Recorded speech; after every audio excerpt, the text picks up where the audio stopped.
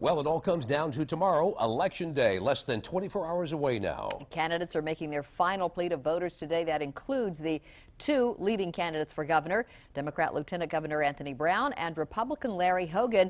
We have crews with both campaigns tonight. Barry Sims spent the day with Larry Hogan, but we begin with 11 News reporter David Collins, who is live at the War Memorial Building at a rally for Anthony Brown. David.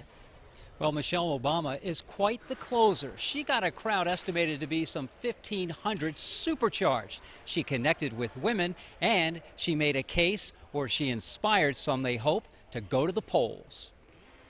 We got one day, because here's what you've got to understand. If we stay home tomorrow, we're just letting other folks decide the outcome for us. Thank you. Good. All righty, we'll see you.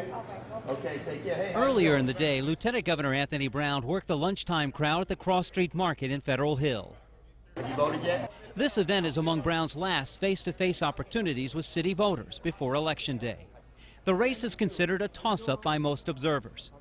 Republicans have hammered the O'Malley-Brown administration record on tax increases and blame Maryland's anemic economic climate on their policies. Brown has gone after his opponent on social issues, such as a woman's right to choose and gun control. They've pressed Larry Hogan to release his answers to an NRA questionnaire in which he scored an A-. Democrats are concerned he'll roll back elements of the sweeping gun control legislation. Hogan says he won't, but Democrats released an NRA robocall for Hogan as evidence he will. Hello, this is the NRA calling with an important election alert. There's only one candidate in the race for governor of Maryland who has stood strong against the Obama-Bloomberg gun control agenda. That candidate is Larry Hogan. Brown needs to win Baltimore City and by a wide margin. He must also capture the majority of votes in his home county of Prince George's and in Montgomery County in order to get a promotion. If Brown is elected, he'll be the first African-American governor in Maryland history and the first lieutenant governor elected to the top spot. The key is getting people to the polls, and the Brown campaign is pulling out all the stops to do that. So we're working with a lot of nonprofits and faith leaders to get people to the polls, and really in a nonpartisan way, saying, hey, get on this bus, go and vote for whoever you're going to vote, but get to the polls. The Brown campaign says it has thousands of volunteers ready to man the phones to get out the vote and provide transportation to some if needed. Now, Barry Sims has been on the campaign trail also today. He joins us now from the newsroom with more on Larry Hogan's final day on the campaign trail. Barry? Well, David, Larry Hogan says that he also hopes everyone gets to the polls. He is extremely proud of his campaign, saying his team knew it would be a hard fight. You know, I'm running on adrenaline, so we're still feeling pretty good. We can do it for another 24 hours. Feeling confident about his run for the governor's office, Republican Larry Hogan made a stop at Jimmy's restaurant in Fells Point. Good morning. His focus remains on Maryland's economy and rolling back taxes. He says he's pro-business and wants to streamline regulations. His closing message: get to the polls. How are you? Nice to see you.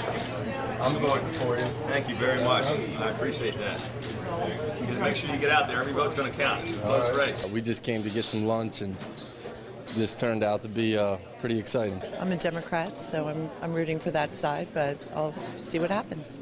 So you met Mr. Hogan. What did you think in talking to him? He just really said hello, so I'm familiar with his position now, and I think I'll be sticking with my side. Hogan says he's gained momentum, and while some polls consider the race a toss-up, he is anticipating victory, already talking about his plans for Election Day and the day after.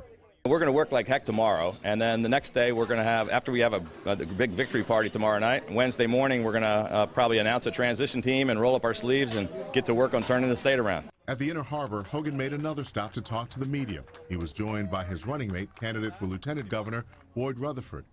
Both say they're pleased at the way voters have responded to their message, and right now Rutherford is cautiously optimistic.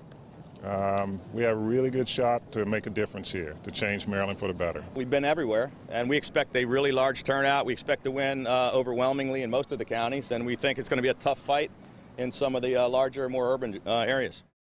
And if elected, one of the first moves the Hogan-Rutherford team says it will make is setting up a meeting with Democratic leaders in the state House and Senate, hoping to begin a dialogue of cooperation.